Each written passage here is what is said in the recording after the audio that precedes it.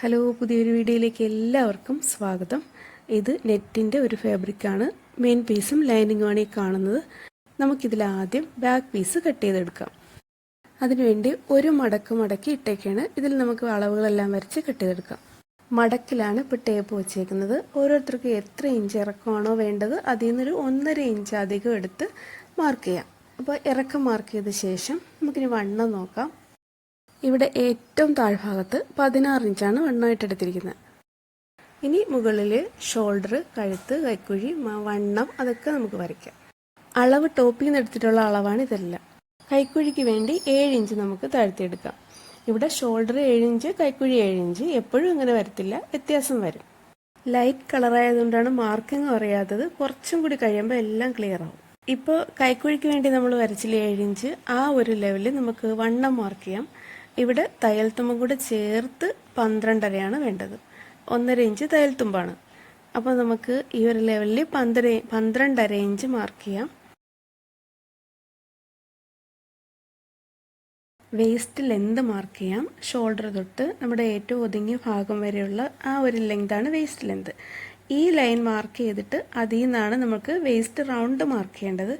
ഈ ഒരു line shoulder തൊട്ട് വേസ്റ്റ് വരെയുള്ള ലൈൻ ഓരോരുത്തർക്കും വ്യത്യാസമായിരിക്കും. ഹൈറ്റിനനുസരിച്ച് അത് മാറിക്കൊണ്ടിരിക്കും. വേസ്റ്റ് റൗണ്ട് വരുന്ന ഭാഗത്ത് 11.5 മാർക്ക് ചെയ്താൽ മതി. ഇത് തയ്യൽ തുമ്പ് കൂടെ ചേർത്തിട്ടാണ്. വണ്ണം 12.5, ഇവിടെ 11.5. ഇനി നമ്മൾ ഏറ്റവും താഴെ 16 മാർക്ക് ചെയ്തിടത്തേക്ക് നമ്മൾ ഈ 11.5യിൽ നിന്ന് നേരെ അങ്ങ് വരച്ചാൽ മതി. അതിനു മുമ്പ് തയ്യൽ തുമ്പങ്ങ് മാർക്ക് ചെയ്തേക്കാം. ഇതുപോലെ ചെയ്യാം. ഇനി ബോട്ടം ഭാഗത്തേക്ക് ചരിച്ചങ്ങ് വരച്ചാൽ മതി.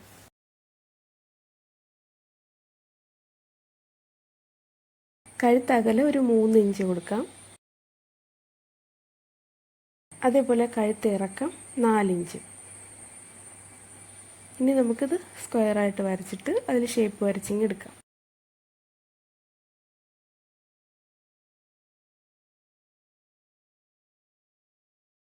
കൈക്കുഴിയുടെ ഷേപ്പ് വരയ്ക്കാറുണ്ട്. അതിനു മുമ്പ് ഷോൾഡർ ജോയിൻ ചെയ്യുമ്പോൾ പോകുന്ന തയ്യൽ തുമ്പ് മാർക്ക് ചെയ്യാം.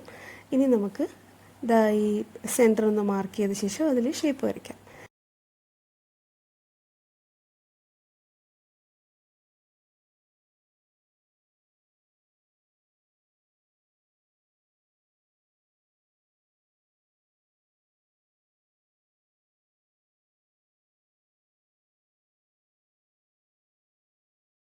ഷേപ്പ് വരുന്ന ഭാഗത്തുനിന്ന് മാർക്ക് ചെയ്ത് കൊടുക്കണം.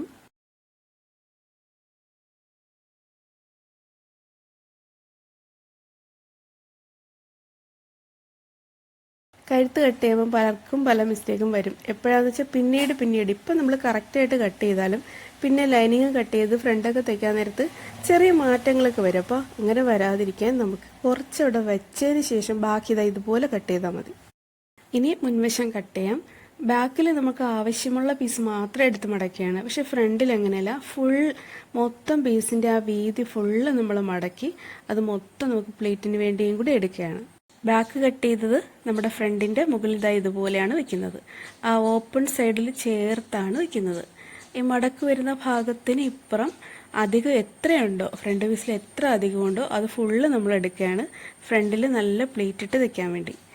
ഇവിടെ ഇപ്പോൾ 6 ഇഞ്ചുണ്ട്. അപ്പം മൊത്തം 12 ഇഞ്ച് നമുക്ക് പ്ലേറ്റ് ഇടാൻ കിട്ടുന്നുണ്ട്.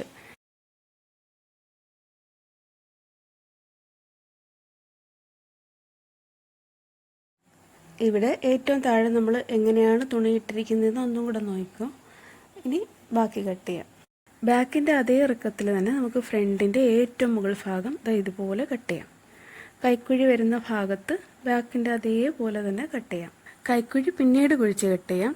ഇപ്പോൾ അതേ സെയിം കട്ട് ചെയ്തിട്ട് വണ്ണത്തിൻ്റെ സൈഡും വേസ്റ്റ് ഭാഗത്തും ഷേപ്പ് ഫുള്ള് നമുക്ക് അതേപോലെ തന്നെ ബാക്ക് പോലെ കട്ട് ചെയ്യാം.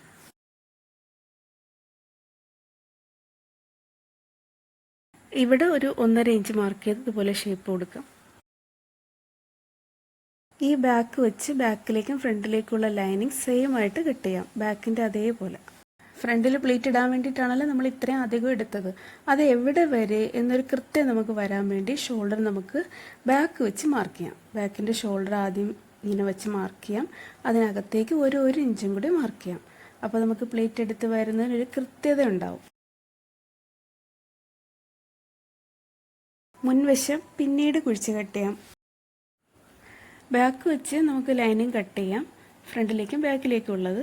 എന്നിട്ട് ബാക്ക് നെക്ക് ചെറുതല്ലേ, അത് നമുക്ക് ഈ ലൈനിങ്ങിൽ ബാക്ക് നെക്കും കട്ട് ചെയ്യാം. ഫ്രണ്ടിലേക്കുള്ള പീസിലും കട്ട് ചെയ്യുന്നുണ്ട്.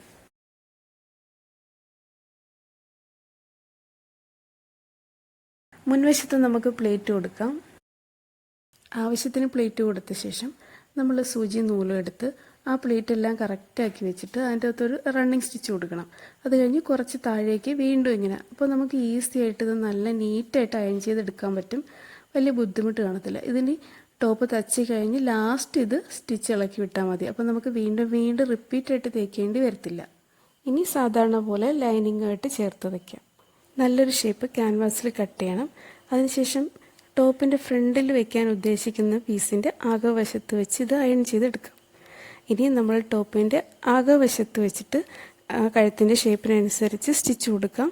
ആ തയ്യൽ തുമ്പ് ഇതുപോലെ ചെറുതായിട്ടൊന്ന് കട്ട് ചെയ്ത് കൊടുക്കാം. ഇനി ഇതിനെ നല്ല വശത്തേക്ക് കൊണ്ടുവന്നാൽ മതി. നല്ലൊരു കഴുത്ത് നല്ല ഫിനിഷിങ്ങിൽ നമുക്ക് കിട്ടും.